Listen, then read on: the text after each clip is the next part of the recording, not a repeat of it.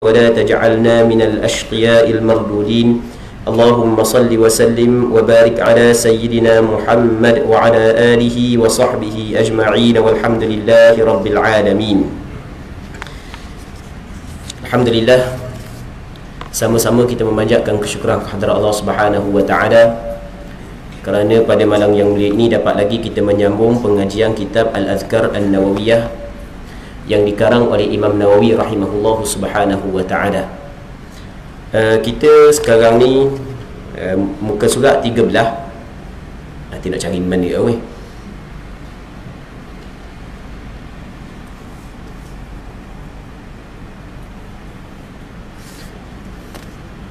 Okey.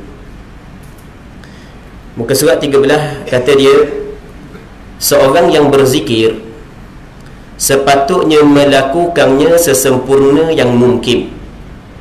Jika dia duduk di suatu tempat, hendaklah menghadap kiblat dan duduk dengan tunduk, khusyuk, tenang dan menundukkan kepala. Apabila dia berdiri tidak dengan sikap tersebut, maka boleh sahaja dan tidak ada masalah. Namun dia telah meninggalkan yang terbaik. Dalil bahawa yang seperti itu dibenarkan adalah firman Allah Subhanahu wa taala yang bermaksud, sesungguhnya dalam penciptaan langit dan bumi dan silih bergantinya malam dan siang terdapat tanda-tanda bagi orang yang berakal, iaitu orang yang mengingati Allah sambil berdiri atau duduk atau dalam keadaan berbaring, dan mereka memikirkan tentang penciptaan langit dan bumi seraya berkata, ya Tuhan kami, tiadalah Engkau menciptakan ini dengan sia-sia. Maha suci Engkau, maka peliharalah kami dari seksa neraka. Muslimin muslimat yang dirahmati oleh Allah Subhanahu wa taala, apa hak yang ingin disampaikan oleh Imam Nawawi, hak yang kita baca saat ini adalah, dia kata lagu mana, seorang yang berzikir sepatutnya melakukannya zikir sesempurna yang mungkin. Jadi ketika mana kita berzikir, zikir ni ingat kepada Allah Subhanahu wa taala. Okey, itu makna dia secara ringkas. Maka kita kena buat dengan cara yang paling sempurna, dengan keadaan yang paling sempurna. Hak tu hak yang dituntut oleh agama. Kata dia, dan jika dia duduk di suatu tempat, kalau dia berzikir dalam keadaan duduk saat itu, duduk pada satu tempat, hendaklah dia menghadap kepada kiblat. Jadi kalau kita berzikir dalam keadaan duduk, dia sebenarnya berzikir bukan mesti dalam keadaan duduk. Nanti kita akan baca lepas daripada ni, kita akan bincang lepas daripada ni. Jadi dalam semua keadaan boleh kita berzikir. Cuma hak yang paling baik, kata Imam Nawawi rahimahullahu subhanahu wa ta'ala, adalah kita berzikir dalam keadaan duduk. Kita duduk di satu tempat, lepas tu kita duduk hadap kepada mana? Hadap kepada kiblat. Hak tu hak yang paling baik. Kerana dia, berapa hak yang paling comel hadap kepada kiblat? Kalau kita kok kanan boleh hadap, kiri boleh hadap. Lah kanan tu kok ni lah, kanan tu. Jawab tukar pula. Lama kan kanan kok ni lah, kanan tu memang kan berkata kok ni kan. Baik, okey, kanan boleh kita hadap, kiri boleh kita hadap. No, matahari naik boleh kita hadap, matahari jatuh boleh kita hadap. Mana hak yang paling baik? Hak yang paling baik adalah hadap kepada kiblat. Okey, alasan dia sebab dia hak yang paling baik hadap kepada kiblat kerana di sana ada hadis yang diriwayat oleh Imam At-Tabarani dan beberapa orang ulama hadis yang lain. Kata Nabi sallallahu alaihi wasallam, inna likulli syai'in sayyida, sesungguhnya bagi setiap sesuatu ada penghulunya, ada ketuanya. Wa inna sayyidal majalis qubalatul qiblah, wa inna sayyidal majalis qubalatul qiblah, sesungguhnya penghulu bagi majlis-majlis adalah berhadap kepada kiblat. Jadi ketika kita berzikir nak hadap kepada mana? Maka kata ulama, hadap kepada kiblat. Ni kalau kita berzikir dalam keadaan kita duduk. Duduk pun sebenarnya ada perbahasan juga duduk sebenarnya. Duduk lagu mana yang paling afdal kita berzikir? Duduk paling lagu mana? Sebahagian daripada ulama kata yang paling comel kita duduk tawarruk. Duduk tawarruk maksudnya duduk tawarruk, duduk tahiyat akhir. Duduk tahiyat akhir tu dipanggil duduk tawarruk. Ada sebahagian, okey, yang pertama duduk tawarruk. Lepas tu nombor 2 duduk iftirash. Dia kata waktu yang paling comel. Dah berapa duduk tawarruk? Duduk tawarruk ni duduk tahiyat akhir Okey, kita sebut gitu dah. Duduk tahiyat akhir. Hak tu hak yang nombor 1. Nombor 2 adalah duduk tahiyat awal. Hak tu jatuh nombor 2. Dah berapa jadi lagu tu? Kata ulama, kerana duduk tahiyat akhir adalah duduk ketika kita melakukan benda fardu. Ada pun duduk tahiyat awal, duduk ketika kita melakukan perkara sunat. Tahu dah kan? Sama kan tak tahu lagi kan tahiyat awal sunat, tahiyat akhir fardu.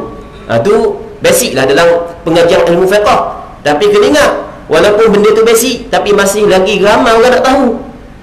Main gurau pula benda lagu ni. Kadang-kadang hamba soalan banyak orang duk tanya dalam WhatsApp, dalam Facebook apa semua sekali. Kadang-kadang kita nak memikir, ada gak soalan lagu ni orang boleh tanya? Orang Terengganu pula. Kalau misalnya orang negeri lain tu mungkinlah. Sebab Terengganu kita kata meriah dengan majlis ilmu di semerata tempat.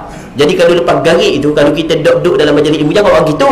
Contoh je, duduk dalam majlis ilmu, kalau kita pusing kok bandar, kok mana, kok kawasan tu, boleh dikatakan setiap surah dengan ngajar. Ada orang ngajar tu, ada orang ngajar ni, meriah di majlis ilmu.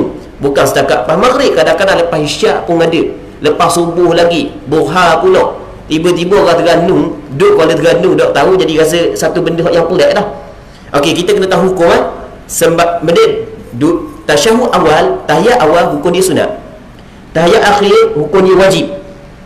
Jadi duduk tahiyat awal adalah sunat, duduk tahiyat akhir adalah wajib. Tengok ulama duk mikir, dan mana lebih mulia, duduk wajib ke duduk sunat? Pastinya lebih mulia adalah duduk wajib. Dalilnya, dalilnya adalah hadis Nabi sallallahu alaihi wasallam, hadis kursi. Allah Subhanahu wa taala berfirman, "Man 'ada li waliyan faqad adzantuhu bil harb." Sesiapa yang memusuhi wali aku, maka aku isytihar perang kepadanya. Lepas tu, "Wa ma taqarraba ilayya 'abdi bi syai'in ahabba ilayya mimma aftaradtuhu 'alayhi." Tidak ada perkara yang paling Allah Taala kasih terhadap hamba dia berbanding dia melakukan suatu ibadat yang mana ibadat tu adalah Allah Subhanahu wa taala fardukan kepada dia. Ibadat yang difardukan kepada hamba buat ibadat tu untuk mendekatkan diri kepada Allah, hak tu hak yang paling Allah Subhanahu wa taala kasih. Melakukan benda wajib, hak tu adalah hak yang utama. Okey, oleh kerana ulama duk tengok, oleh kerana duduk tahiyat akhir adalah wajib, manakala duduk tahiyat awal adalah sunat, hak wajib lebih afdal daripada sunat, maka ketika tu kata lebih afdal masa kita duduk untuk kita berzikir kepada Allah Subhanahu wa taala adalah duduk tahiyat akhir. Jangan hebat ulama istinbat hukum, hebat ulama mengeluarkan hukum.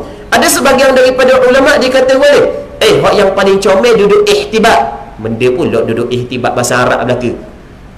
Duduk ihtibat gini, duduk ihtibat. Duduk ihtibat, kita duduk di atas dua punggung kita kat lutut ke atas. Lepas tu ada orang ihtibat saat ni tu, dia ambil kain, dia letak keliling dia, nyadar di kain kan. Kalau biasa orang pergi Mekah, dia akan tengok orang Arab buat gitu. Ataupun diikat sekebang, dia tak diikat sekebang. Jadi faham kan, duduk ihtibat kan. Nak tunjuk mana atau kan duduk duduk atas meja tunjuk Okey, kita duduk macam tengok nak tengok, tapi bukan duduk gitu. Rapat punggung di bumi, lutut akak, lepas tu kita letak tangan di lutut kita. Okey, tu duduk ihtibat, akak gitu lutut macam duduk begok tu lah, maka mudah-mudah lah. Jelas tu kan, duduk ihtibat, tapi begok punggung dak rapat latar. Duduk ihtibat, punggung rapat latar, dia ihtibat. Ada kala kita ambil kain, kita letak keliling nak nyandar orang, ataupun benda kita ihtibat dengan tangan, maksudnya kita duduk pegang dengan tangan lagu tu kan, tu dipanggil duduk ihtibat. Ada sebahagian daripada ulama kata hak yang paling afdal duduk ihtibat. Apa pula paling afdal duduk ihtibat? Kerana di sana ada beberapa hadis yang menyebut bahawasanya kebanyakan duduk Rasulullah sallallahu alaihi wasallam adalah duduk ihtibat. Kebanyakan duduk Rasulullah adalah duduk ihtibat. Imam Qadhi Iyad dalam kitab Syarah Sahih Muslim menyebutkan bahawasanya aktsaru julusin Nabi sallallahu alaihi wasallam al-ihtibat. Kebanyakan duduk Rasulullah sallallahu alaihi wasallam adalah ihtibat. Okey, Rasulullah banyak duduk ihtibat.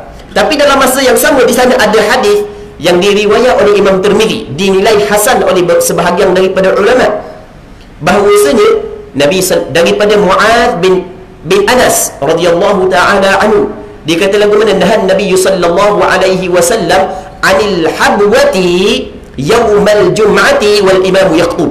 Rasulullah sallallahu alaihi wasallam larang seseorang duduk ihtibak pada hari Jumaat ketika imam sedang berkhutbah. Kebanyakan duduk Rasulullah ihtibak. Tapi dalam masa yang sama Rasulullah larang duduk ihtibak ketika tu imam sedang berkhutbah. Ni sebenarnya perbahasan ni panjang, biarlah hamba sebut sikit je lah. Perbahasan ni panjang.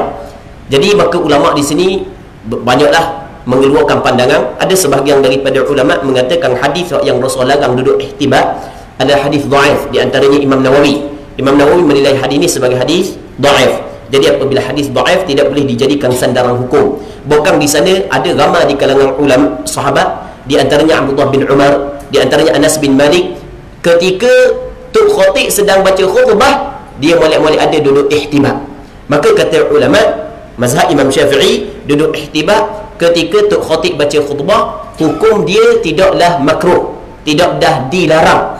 Boleh, tak ada masalah, sebab perkara tersebut dibuat oleh sebahagian daripada sahabat. Cuma ada sebahagian pandangan yang lain mengatakan duduk ihtibak ketika khatib baca khutbah adalah makruh. Jadi duduk ihtibak ketika Tuk Khatib baca khutbah tu, ulama berselisih pandangan pada menetapkan hukumnya. Ada hak yang kata makruh, ada hak yang kata tidak makruh. Hak yang kata makruh sebab dia alasan dia benda. Okey, alasan dia hadis. Patut alasan hak yang nampak pada akal benda. Sebab apabila duduk ihtibak lagu tu, dia akan bawa kepada mengatuk. Lega duduk gitu kan, mengatuk. Dan mengatuk punggung saat ni tu, dia duduk ihtibaknya nak rapat papa punggung di atas. Orang duduk lagu tu nak ketut, tak perlu sengit-sengit tu tubuh dia lah. Kita kalau duduk sender gini, kalau nak ketuk kan dia, nak ketuk sengit punggung. Tu beringat kalau misal duduk dalam majlis ilmu nampak sengit punggung tu, masa duduk tobik buku belakang tu kena jaga sikit lama kan terbang, ikut serbang kan. Baik, jadi kan gitu kan, duduk ihtibak, dia papan punggung dah rapat. Jadi benda tu dapat menarikkan tidur, benda tu menarikkan mengantuk, jadi boleh membawa kepada mengantuk. Papan punggung dah rapat, kita lepas daripada khutbah nak semayang, orang yang tidur dah rapat papan punggung, batal semayang. Maka sebab itulah dilarang. Okey, itu sebahagian daripada ulama. Bahkan di sana ada juga larangan secara mutlak duduk ihtibak. Tak boleh, walaupun bukan dengar khutbah pun tak boleh juga. Tapi tak boleh tu dengan syarat ketika dia pakai selah, dia pakai yang. Sebab dia, dan kalau dia pakai selah duduk lagu tu, nampak lah. Okey, boleh faham ke tak? Nampak benda? Allah takkan nak kabur sesa. Macam gini lah orang pakai kain ihram. Orang lelaki pakai kain ihram, lepas dia duduk bawah tu, duduk atas tangga, duduk isap rokok, duduk atas tangga. Allahu Rabbi. Ji, biasa tengok tak? Kita tanya. Tak apa hak yang ambil royak tu, benda hak yang berlaku. Bukan benda hak yang berlaku kan?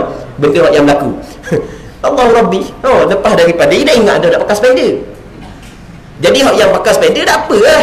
Orang puan tak apa lah, tak ada masalah dengan orang lelaki kat air selah je bawah. Lepas daripada tawaf selesai, letih dah sekali, duduk rehat atas tangga. Duduk rehat atas tangga, mai duduk kakak lagu tu pula. Allah, kejut orang tengok. Baik. Okey, sebab itulah dilarang mengikut pandangan sebahagian daripada ulama kerana ia mendedahkan aurat. Jadi duduk pun ada duduk yang paling comel sekali ketika kita berzikir. Jadi katanya seorang yang berzikir sepatutnya melakukan sesempurna yang mungkin.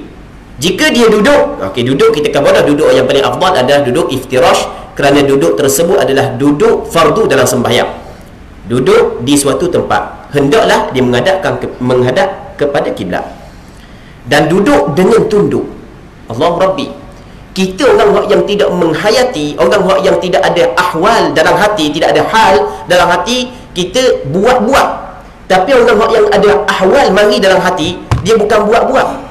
Dia buat, bukan buat-buat, bukan dia perbuatan tersebut terjadi daripada kesedaran dalam hati. Kita sekarang ni kalau kita nak pergi jumpa dengan raja, orang yang kita malu, tak macam kita pergi jumpa kawan kita, tak kalau misalnya kita kata masuk dalam istana syarqiyah, hak dia curiga tengok, ada orang macam kedai kopi, kena ambak keluar kalau buat lagu tu tak ada peraturan. Tu tak gitu. Tubik je sultan pakai tunduk belaka. pakai salah dunduk belaka. Biarlah buat-buat pun. Biar buat-buat pun. Kita jaga-jaga jumpa. Dah hak yang duduk dengan dia kena marah semua. Oh, memang takut sungguh lah. Sebagai contoh.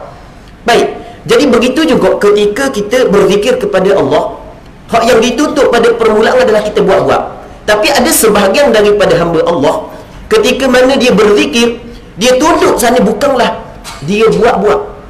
Bahkan benda tu lahir daripada hati dia, daripada kesedaran diri dia.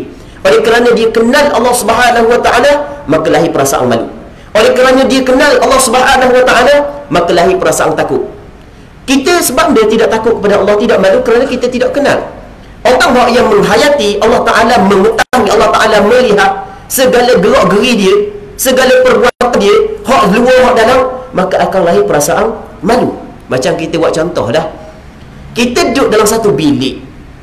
Kalau tak ada orang ikut dam je kita nak saling pakaian, tak ada orang, tak payah kata wala, buat spender saja.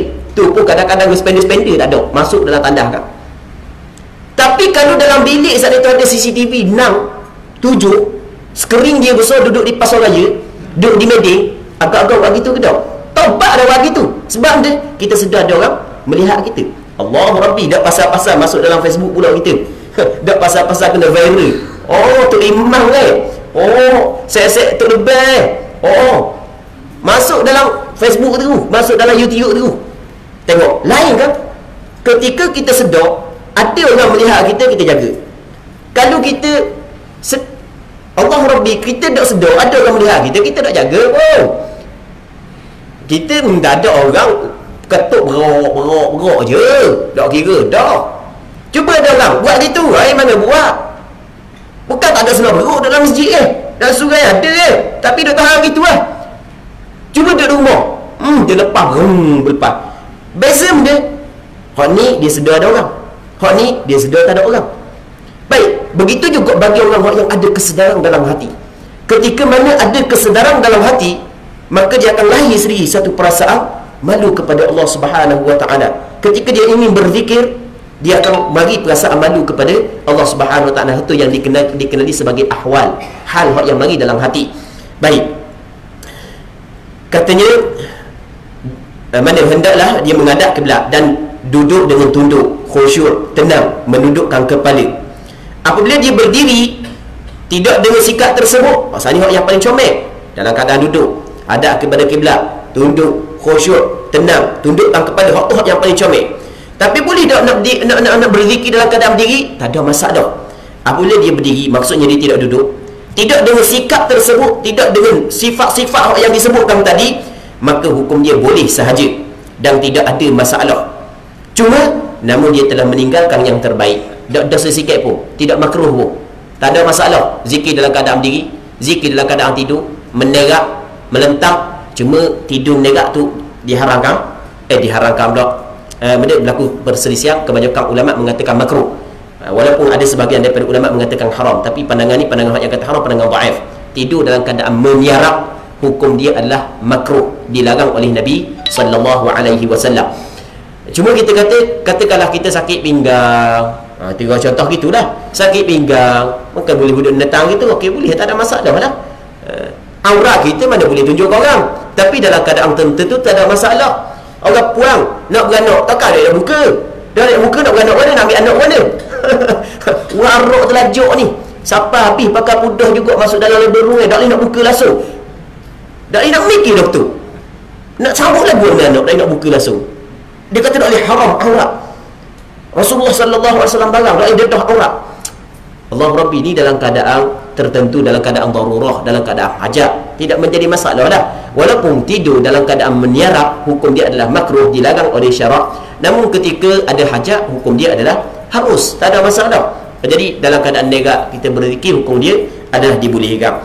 Dalilnya firman Allah Subhanahu Wa Taala yang bermaksud, sesungguhnya dalam penciptaan langit dan bumi dan silih bergantinya malam dan siang, terdapat tanda-tanda bagi orang yang berakal. Allah Rabbi, cuma kita mikir ataupun tidak, dalam penciptaan langit dan bumi, silih berganti malam dan siang, bertukar malam dan siang, sebenarnya dalam perkara tersebut ada tanda-tanda bagi orang yang berakal. Tanda kebesaran Allah Subhanahu Wa Taala, tanda kehebatan pencipta. Siapa orang yang berakal? iaitu orang yang mengingati Allah sambil berdiri atau duduk atau dalam keadaan berbaring, dan mereka memikirkan tentang penciptaan langit dan bumi seraya berkata, ya Tuhan kami, tiadalah engkau menciptakan ini dengan sia-sia. Maha suci engkau, maka peliharalah kami dari seksa api neraka. Allah Rabbi. Ayat ni rasanya biasa kita duk dengar semua ayat ni rasanya biasanya tu imam biasa duk bacalah, inna fi khalqis samawati wal ardi wa ikhtilafil laili wan nahar la ayatin li ulil albab. Sesungguhnya pada penciptaan langit dan bumi, bersilih ganti malam dan siang adalah menjadi tanda bagi orang yang mempunyai akal fikiran. Jadi kalau orang tu tak nampak lagi ada pencipta, jadi pada hakikatnya tidak ada akal fikiran. Bukan dia gila, tapi lebih kurang orang gila. Dan mana pula orang yang ada akal fikiran perlu dia guna akal fikiran. Orang yang tak ada akal fikiran macam orang gila, tak ada masalah, dah guna pun. Ketika Allah Ta'ala bagi akal fikiran kepada dia, dia dah guna, sama macam orang gila lah. Sama-sama dah punya akal fikiran. Okey, siapa orang yang mempunyai akal fikiran? Orang yang duk tengok kepada penciptaan langit, duk tengok kepada penciptaan bumi. Nabi SAW, dia bangun tengah malam, dia akan buka pintu, dia tengok langit, dia akan baca ayat ni, inna fi khalqis samawati wal ardi wa ikhtilafil laili wan nahar. Bahkan sebab itulah ulama menyebut bahawasanya sunat kita baca ayat ni. Jadi bangun tengah malam, buka pintu, rumah kita ada pintu, buka tikar pun tak apa dah. Buka tikar, dah takut atun ni tak gerak tu lelaki, kalau misalnya orang puang ataupun tu lelaki gerak bini dia, gerak bini pakai duk baca ayat tu, tapi takut tak jadi nak baca ayat tu pula. Tengok ke langit tu, baca ayat inna fi khalqis samawati wal ardi wa ikhtilafil laili wan nahar. Lepas tu hayati makna dia pada penciptaan langit dan bumi silih berganti siang dan malam menjadi tanda bagi orang yang mempunyai akal fikiran. Siapa orang yang mempunyai akal fikiran? Alladzina yadhkurunallaha qiyaman wa qu'udan wa 'ala junubihim. Yang dia sentiasa ingat kepada Allah ketika berdiri, ketika duduk, ketika berbaring. 'Ala junubihim ni menyenggang.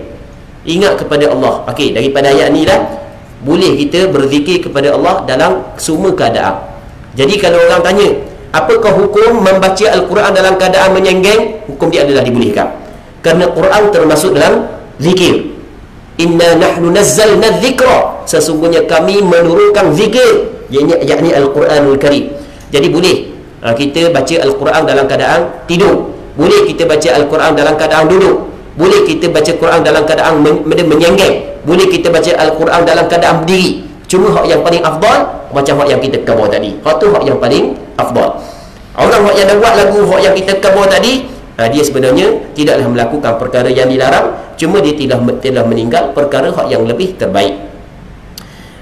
Okey, seterusnya diriwayatkan dalam kitab As-Sahihain. Kalau sebut kata As-Sahihain, dia merujuk kepada Sahih Bukhari dan Sahih Muslim. Baik. Bahwasanya Aisyah radhiyallahu taala anha berkata, Aisyah isteri Nabi sallallahu alaihi wasallam, kata Aisyah lagu mana, kana Rasulullah sallallahu alaihi wasallam yattaki'u fi hijri wa ana haid fayaqra'ul Quran. Artinya Rasulullah sallallahu alaihi wasallam bersandar di pangkuanku. Jadi Rasul duduk atas riba isteri dia, sandar atas riba isteri dia. Manjanya Rasulullah sallallahu alaihi wasallam dengan isteri ni. Ni cara Rasulullah sallallahu alaihi wasallam bergaul dengan isteri dia. Bukan gaul dengan kasar, mula-mula je baik, nikah mula-mula je, lepas daripada 2-3 bulan tu je kau sama bini. Itu bukanlah cara yang diajar oleh Nabi sallallahu alaihi wasallam. Tapi begitulah realiti yang berlaku dalam masyarakat kita kan. Kata Nabi sallallahu alaihi wasallam dalam satu hadis yang sahih, Allah Rabbi tak teringat lafaz hadis. Kata Rasulullah sallallahu alaihi wasallam, khairukum khairukum li ahli wa ana khairukum li ahli. Sebaik-baik kamu adalah orang yang paling baik kepada keluarganya, dan aku orang yang paling baik terhadap keluarga aku. Jadi Rasulullah duduk di atas riba Aisyah. Jadi ambil daripada hadis ni, hukum yang pertama boleh kita ambil, jadi tidak menjadi masalah duduk di atas riba bini. Tapi kena tengok jugalah, jangan memberi mudarat kepada bini. Aku kata boleh. Ni nak beramal dengan hadis ni. Dia tu pun bapa, bini dia leluh je. Allah, bini dia leluh pula. Main nak duduk atas riba, dia kata nak beramal dengan hadis Nabi sallallahu alaihi wasallam. Hak tu dah boleh. Jadi nak beramal dengan hadis, kita kena tengok juga keadaan. Bukan kata boleh secara mutlak, kerana di sana ada hadis yang lain, la darara wa la dirar, tidak ada kemudaratan, tidak boleh memberi mudarat kepada pihak lain. Tu kita tahulah. Kawan ni dah lah lelah, dah orang pula mai dia tu bapuk macam legal tu lelaki dia. Duduk atas benda bini dia saat itu sampai ke dak lepas napah bini dia. Lepas tu hukum dia kata boleh. Khabar ke bini dia pula, apa marah? Lawan hadis, dak percaya ke hadis Rasulullah. Pula dah. Bini dia kata bukan nak percaya, aku nak mati lele dah. Rasul mujuk bini dak ngapa hadis kok. Kalau ngapa hadis kata Rasulullah dalam hadis yang lain, la darara wa la dirar, tidak boleh memberi mudarat. Tak boleh dah. Baik, jadi kalau biasa, itulah contohnya dia menambah lagi ikatan kasih sayang di antara suami dengan isteri. Rasulullah sallallahu alaihi wasallam bersandar di pangkuanku padahal aku sedang haid. Ketika dia keluar darah haid tu, lepas tu masa Rasulullah sandar di atas di atas riba Aisyah, lalu baginda sallallahu alaihi wasallam membaca Al-Quran. Jadi tidak menjadi masalah ketika isteri kita sedang keluar darah, kita duduk atas riba dia, kita baca Quran, tak ada masalah. Hak yang tak boleh menurut pandangan majoriti ulama, dia baca Quran. Dan kita urat panjang lebar dah bulan lepas, kita urat panjang lebar dah menurut pandangan majoriti ulama, perempuan yang keluar darah haid tidak boleh membaca Al-Quran. Pandangan mazhab Hanafi, mazhab Syafi'i, mazhab Hanbali, melainkan mazhab Maliki. Mazhab Maliki mengatakan tidak menjadi masalah. Okey, dalam kita beragama, maka kita perlu mengambil langkah ihtiyat, langkah cermat, langkah berhati-hati. Maka kita mengambil pandangan majoriti ulama, perempuan yang uzur jangan baca Al-Quranul Karim. Dia tidak baca Al-Quranul Karim, sebenarnya itu adalah ibadat, ada pahala, kerana benda itu adalah dilarang oleh agama. Okey, cuma macam kita khabar ni, kerana di sana ada pandangan mazhab Maliki mengatakan boleh baca Al-Quran ketika datang uzur, maka bagi perempuan nak bertaklid kepada mazhab Maliki, hukum dia adalah dibolehkan. Tapi kena ingat, masalah baca lain daripada pegang. Ni ramai lagi hak yang tersilap, bukan orang awam, tapi sebahagian daripada para asatidah. Mazhab Maliki hanya mengharuskan baca, dia tidak mengharuskan menyentuh. Menyentuh sepakat 4 mazhab mengatakan tidak dibolehkan, melainkan mazhab Al-Zahiri. Mazhab Al-Zahiri bukanlah mazhab di kalangan 4 mazhab. Mazhab Al-Zahiri satu mazhab fiqh yang keluar daripada 4 mazhab. Baik, jadi Rasulullah sallallahu alaihi wasallam bersandar di pangkuanku padahal aku sedang haid, lalu baginda sallallahu alaihi wasallam membaca Al-Quranul Karim. Begitulah keadaan Rasulullah. Kana Rasulullah sallallahu alaihi wasallam yadhkurullah ala kulli ahyani. Rasulullah sallallahu alaihi wasallam dia ingat kepada Allah, menyebut Allah di atas semua keadaan dia. Sehingga keadaan ketika duduk di atas riba bini tu masih lagi membaca Al-Quranul Karim. Allahu Rabbi. Seterusnya katanya diriwayat oleh Bukhari dan Muslim. Dalam riwayat yang lain disebutkan mana ni? Diriwayatkan oleh Bukhari dan Muslim. Dalam riwayat lain, tadi riwayat Bukhari Muslim, mana ada riwayat Bukhari Muslim cuma riwayat lain sikit, disebutkan wa ra'suhu fi hijri wa ana haid. Artinya, dan kepada baginda berada di pangkuanku padahal aku sedang haid. Ketika aku sedang haid, kepada dia berada di pangkuanku. Jadi kadang-kadang orang kita ni, Allah Rabbi katanya orang puang tubik darah, malah letak pada atas riba. Rasulullah sallallahu alaihi wasallam sebagai contoh, walaupun dia keluar darah, walaupun darah tu kotor, tapi bukanlah perkara yang salah, perkara yang menjijikkan, perkara yang dikatakan kotor kalau dia letak pada di atas riba orang puang. Jadi orang ada orang puang dia tak riba, orang tak ada puang nak tak atas benda. Jadi hak tak ada orang puang tu kena bini ya. Tak kira lah hak muda ke hak tua kan. Tambah bini lah. Ada juga orang tua tak ada bini mati, bini baru pula ayah benda. Baik, seterusnya diriwayatkan juga bahawa Aisyah berkata, inni la aqra'u hizbi wa ana muttaji'atun 'ala sariri. Maksudnya, artinya sesungguhnya aku membaca hizibku. Dia Aisyah dia ada hizib dia. Benda hizib benda hizib ni adalah wirid-wirid dia, hak yang dia wajibkan ke atas diri dia. Dia bacalah pagi ke petang ke. Dia comel lah, kita ada wirid ni, kita ada wirid. Ada orang yang beramal dengan hizib Imam Nawawi, tapi kebanyakan orang kita amal dengan maksurat. Biasalah orang kita baca, ikutlah benda pun hizib. Yang penting benda tu adalah warid daripada Nabi sallallahu alaihi wasallam. Maka datang kita baca al-Adhkar an-Nawawiyah, kita boleh pilih mana-mana hadis hak yang sahih ataupun yang hasan yang boleh kita jadikan wirid. Kalau nak baca belaka memang nak dang lah, banyak nak baca belaka memang nak dang. Ambil hak yang penting-penting, sekurang-kurangnya setiap satu hak yang kita akan jumpa akan datang kita amal sekali. Kang Imam Nawawi kepada sebelum daripada ni kan, kita amal sekali supaya kita masuk dalam ahli kepada wirid tersebut, supaya kita masuk dalam ahli wirid tersebut. Kerana kita tidak mengetahui wirid manakah yang apabila kita amalkan Allah Ta'ala terima. Kita tidak mengetahui kebaikan manakah yang kita buat, ketika kita buat Allah Ta'ala pandang kepada kita dengan pandangan rahmat. Akhirnya Allah Subhanahu Wa Ta'ala mengampun dosa kita. Sebab itulah kata Rasulullah, la tahqiranna minal ma'rufi syai'a. Mu jangan sekali-kali menghina perkara yang baik walaupun kecil. Jangan pandang hina, jangan pandang leceh benda baik.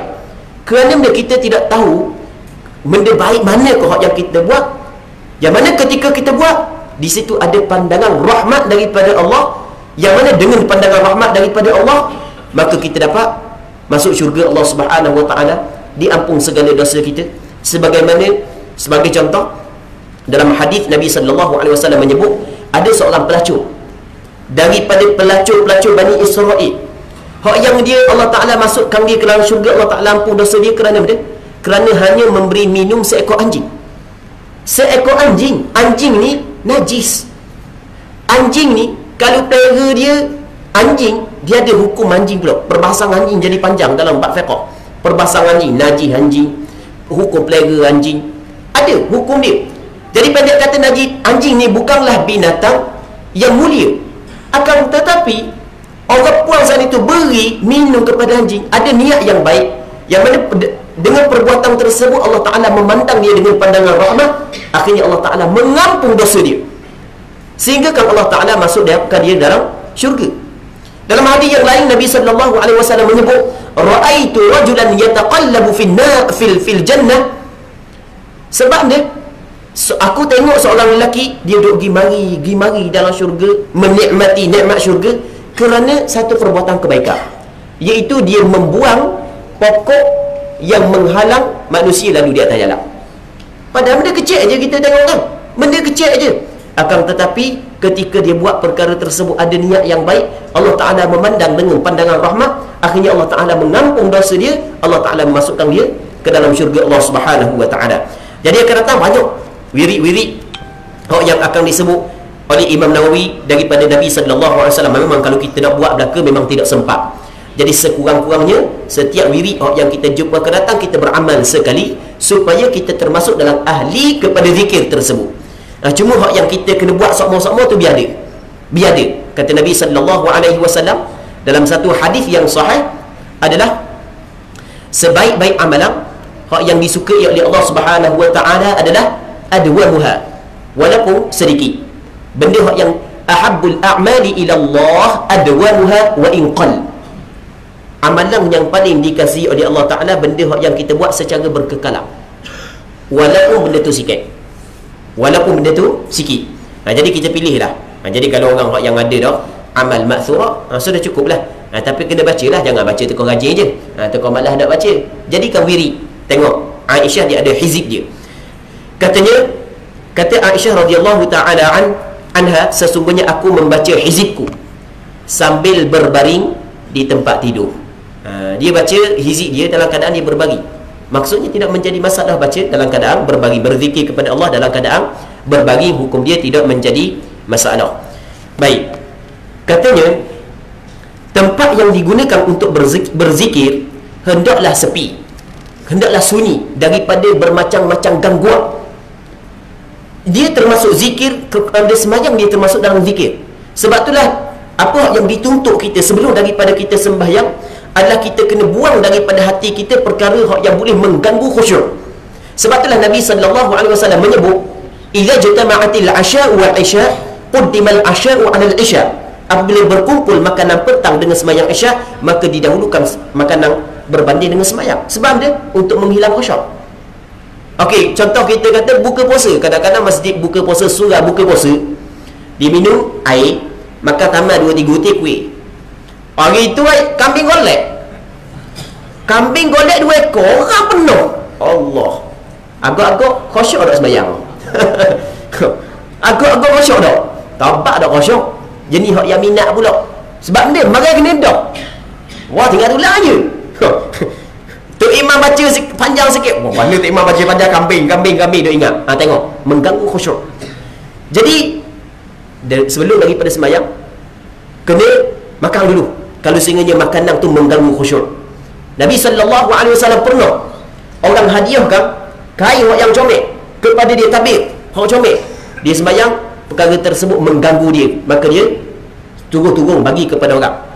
Dilarang kita pakai pakaian yang bergambar ketika kita sembahyang bercorak. Sebab dia mengganggu khusyuk. Baik, begitu juga dalam kita berzikir.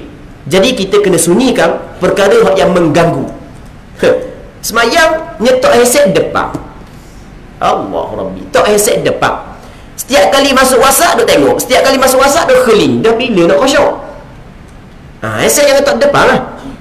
Baik, melainkan kita selling ke apa semua sekali ikutlah. Jangan tak depan. Kalau nak tak depan je kok, jangan tengok lah. Ambil tak depan. Takut kata, start tak depan tu. Ambil nak tak mana headset ni, takkan nak tak belakang. Tak belakang tak ada lah.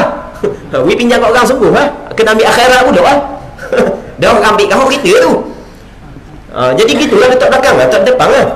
Jadi jangan jadikan perkara tersebut mengganggu kita. Baik, Allah Rabbi.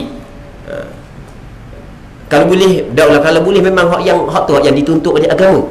Jadi kalau kita masuk dalam masjid, tutuplah headset. Tapi kalau tak tutup, dah orang-orang bukan kita ingat belaka kan. Dan orang-orang dia dimaafkan lah. Tapi benda tu sebenarnya adalah salah kerana mengganggu orang lain. Kalau kita duduk dalam masjid, baca Quran kuat ketika ada orang sedang sembahyang, maka ia dilarang oleh Nabi SAW. Pernah Rasulullah SAW dengar sahabat baca kuat. Ketika Rasul duduk dalam rumah, sahabat baca kuat duduk dalam masjid, Rasul tubik larang. Rasul kata jangan baca kuat lagu tu, kerana setiap seorang di kalangan kamu yunaji rabbah, sedang bermunajat dengan Tuhannya, takut mengganggu orang lain. Kalau Quran, Rasul larang baca Quran kuat dalam masjid ketika ada orang sedang beribadat. Jadi kalau benda yang lain pun lebih lagi dilarang. Jadi kalau awak ni tak sengaja, jangan sengajalah, jadi tutuplah dulu. Sebab ia benda tu mengganggu khusyuk. Sama juga dalam kita berzikir. Ni pegang wasabih comel dah. Headset tak tepi, belang-belang la ilaha illallah, la ilaha illallah, la ilaha illallah. Kita ingat senyum kerana manis berzikir, kerana senyum tu baca WhatsApp. Ada juga orang Tok Imam duk subhanallah, benda ni bukan benda salah ha? Benda dia berdosa. Dia apa? Ustaz kata gitu dia kata macam salah. Okey, sekarang ni kita orang belajar ni, kita nak ambil hak yang lebih tinggi lagi. Kata Rasulullah SAW dalam hadis yang diriwayatkan oleh Imam Tirmizi, min husni islamil mar'i tarkuhu ma la ya'ni. Di antara ciri elok Islam seseorang adalah dia meninggal perkara hak yang tidak memberi faedah. Hak tu di antara ciri baiknya Islam seseorang. Okey. Jadi apabila benda tu tidak berfaedah, kita tinggal. Jadi bukanlah benda yang berfaedah pun baca WhatsApp dalam ketika kita berzikir, kerana dia akan menghilangkan khusyuk dalam kita berzikir. Sedangkan di sana ada hadis yang Nabi SAW menyebut bahawasanya Allah Ta'ala tidak menerima doa daripada qalbin lahin, qalbin ghafil, daripada hati yang lalai. Jadi kita kena eloklah daripada kelalaian. Baik, tapi bukanlah sampai kepada haram. Tak haram. Kita rakyat dah kan, kita nak dalam agama ni, kita nak semakin tinggi kan, semakin dekat dengan Allah Subhanahu Wa Ta'ala. Bukanlah haram. Tak haram pun. Okey, habis kata dia, tempat yang digunakan hendaklah sepi, jangan ada gangguan, dan bersih, jangan kotor. Jadi biar tempat tu bersih, kerana kita nak berzikir pada tempat yang paling sempurna, kerana hal itu lebih besar penghormatannya kepada zikir. Sebab dia suruh kita buat perkara tersebut, kerana dia nak supaya kita ta'zimkan, kita agungkan, kita muliakan zikir. Dia apabila kita muliakan sesuatu, kita akan jaga. Orang yang tidak memuliakan sesuatu, dia tidak jaga. Orang beli kereta baru, jaga, pak gosok-gosok. Anak nak masuk pakai lipat kotor-kotor, tak boleh. Nak makan atas kereta, siap buat lagi undang-undang atas kereta, tak boleh makan. Tapi lepas daripada 3 bulan ikut ada buat benda pun, ada sayang dah kan. Tengok orang sayang, dia jaga sungguh. Begitu juga orang yang mentazimkan zikir, dia akan jaga sungguh. Mulut dia, laluan kepada zikir dia jaga. Tempat untuk dia berzikir dia jaga. Keadaan lagu mana dia berzikir dia jaga. Orang yang memuliakan perkara tersebut. Sebab itulah dia suruh kita duduk pada tempat yang sepi. Sepi ni maksudnya tidak ada gangguan lah. Lepas tu bersih. Kerana hal itu lebih besar penghormatannya kepada zikir. Wa man yu'azzim sya'airallah fa innaha min taqwal qulub. Allah Taala kata dalam Quran, sesiapa yang memuliakan syiar-syiar Allah termasuk zikir, maka sesungguhnya perkara tersebut lahir daripada ketakwaan yang ada dalam hati. Baik. Kata dia lagi, kerana hal itu lebih besar penghormatannya kepada zikir dan zat yang dizikir. Zat yang dizikir yakni Allah Subhanahu wa taala. Orang yang betul-betul mempunyai mata hati ketika dia berzikir, pasti akan lahir perasaan malu. Maka dia akan mencari ataupun dia akan membuat perkara yang paling sempurna ketika dia berzikir. Allah Subhanahu wa taala memuji zikir di masjid-masjid dan tempat-tempat mulia yang lain. Jadi sebab Allah Taala puji berzikir di masjid, tempat-tempat mulia yang lain, kerana dia telah memuliakan zikir tersebut, sehingga kan dia berzikir pada tempat yang mulia. Imam Abu Maisarah radhiyallahu anhu mengatakan, tidak berzikir kepada Allah Subhanahu wa taala kecuali di tempat yang bersih. Tidak berzikir itu daripada sudut adab. Daripada sudut adabnya, kita kena berzikir kepada Allah pada tempat yang bersih. Selain itu, juga diharapkan mulut dalam keadaan bersih. Mulut kita dalam keadaan bersih masa kita nak berzikir. Jika ada perubahan, ia dan bau dibersihkan dengan siwak. Jika kalau mulut kita ada perubahan bau busuk, maka bersih dengan siwak, bersih dengan kayu sugi ataupun konyol gigi. Apabila ada najis, dibersihkan dengan air. Cuma dalam keadaan tertentu, kadang-kadang kita nak buat kan, lepas daripada bangun tidur, kita nak baca doa bangun tidur kan. Jadi kalau kita pergi cari buriki tu dalam tandas lama pula kan, jadi tak payahlah pakai baca lalu lah. Kalau dia lalu guru sugi, ada masalah lah.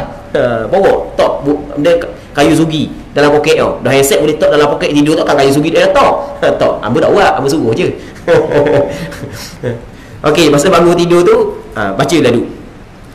Katanya, jika ada perubahan bau mulut, dibersihkan dengan siwak. Apabila ada najis, dibersihkan dengan air. Jika tetap berzikir dan tidak membersihkannya, maka hukumnya makruh, tidaklah haram. Jadi kalau mulut kita bau, kita berzikir, hukum dia adalah makruh, tidak haram. Melainkan kalau mengganggu orang lain. Bangun tidur tu dok gosok gigi, duria petang jeri minyak sangat, mari subuh pula. Lepas tu nyawa tu kuat pula, dalam sujudnya kuat nyawa. Pada sujud, ruang udara pergi koridor orang, pergi kanan, sebab orang bau. Tu tak boleh lah. Hukum dia salah. Hukum dia adalah haram kerana mengganggu orang. Rasulullah sallallahu alaihi wasallam pernah mengeluarkan sahabat yang berbau mulut daripada masjid. Sama juga dengan orang yang hisap rokok. Jadi nak sembahyang ramai-ramai tu, kena tu dululah. Jadi sampai kau orang cakap kita tak pusing kau tu, pusing kau ni, kita pun pelik kau. Wah, ada dia cakap pusing kau tu, pusing kau ni. Ingat ada laswi duk ni tahap atas. Rupanya laswi tu biar mulut dia sebab kuat sangat hisap rokok sebagai contoh. Jadi bersihlah mulut dulu nak cakap dengan orang. Baik. Tapi bukan semua. Kita kata ada juga kan, sampai kita sebab dalam dada cakap dengan kita. Contoh, sama juga dengan sembahyang subuh. Napah kuat pula, Allah. Tukar tu kita nak baca subhana rabbiyal azim, dia baca Fatihah tu dalam sujud. Dah a'udzubillah dah ada busuk benda ni. Baca a'udzubillah, baca al-Fatihah lalu tu tak boleh lah. Hukum dia adalah dilarang. Sebab menyakiti orang lain. Kalau tidak mengganggu orang, hukum dia adalah makruh, tidak haram. Demikian pula apabila membaca Al-Quran dengan mulut najis, maka hukumnya makruh. Jadi kalau kita mulut kita najis, darah dalam mulut, boleh kita bersih, ataupun ikutlah najis lagu mana pun. Amba pernah hari tu sekali, kita tengah kuliah, lepas tu dahaga, lepas tu kita nak buka, lambat buka, lepas tu ada hari Jumaat tu dia pakai tok dalam gelas. Tok dalam gelas, kita pun nak minum lah, tok air dalam mulut, tengok tak cicok tak setara dalam gelas. Allah kata parok sungguh berdoa hari Jumaat tu masjid surah tu. Tapi dah ya surah kuasa ni kok. Berhenti tu kita pergi kahek tu. Dok kabur dia takut pergi malu kan. Dok kabur dia. Dok tengoklah hasung dalam gelas tau. Mujur dia tak hijau kalau cicok mampu. Dok ke parok ni. Dok ke motor kita. Mujur kita dok tak ada masalah jenis hok. Dok kalau hok jenis hok dok lih benda-benda kotor itu tak motor terus lah. Dah warna pula motor. Ustaz ke bini ngada pula rumah. Pula dah dia. Bagi tambah. Jadi dah kena minum dia tak hicok sana yo. Memang najis lah mulut. Dah hukum baca Quran dalam keadaan dak basuh mulut lagu mana? Ulama berselisih pandangan. Ada sebahagian ulama kata makruh, ada sebahagian ulama kata haram. Pandangan mu'tamad dalam mazhab Imam Syafi'i hukum dia makruh bukan haram. Cuma di sana ada pandangan ulama, pandangan dhaif mengatakan haram. Kerana mulut Quran patut dimuliakan. Maka mulut yang najis tidak sesuai digunakan untuk baca Al-Quran. Tapi pandangan yang mu'tamadnya adalah hukum makruh. Baik. Tapi yang hukum wala luar, lepas 2 tahun ambil air komo-komo. Dah warna pula dia kata, tapi dia tak kabur, dia tak hijau. Sakit sungguh. Kata dia demikian pula membaca Al-Quran dengan mulut najis, maka hukumnya makruh. Tentang keharamannya ada 2 pendapat. Ada 2 pendapat, tetapi yang paling benar tidaklah dihukumkan sebagai haram. Okey, kita rasa situ dulu untuk hari ni ya. InsyaAllah kita akan jumpa balik akan datang kalau sekiranya dipanjangkan ngomong. Cuma yang kita bincang pada malam ni, sama-sama kita berdoa kepada Allah Subhanahu Wa Taala agar sama-sama kita dapat mengambil manfaat, agar diberkati. Allah Subhanahu Wa Taala a'la wa a'lam. Allahumma haqqiqna bi ittiba'i nabiyyika Muhammadin sallallahu alaihi wasallam zahiran wa batinan. اللهم اجعلنا ممن يستمعون القول فيتبعون أحسنه. اللهم إنا نسألك الإخلاص في القول والعمل. صلى الله على سيدنا محمد النبي الأمي وعلى آله وصحبه وسلم والحمد لله رب العالمين.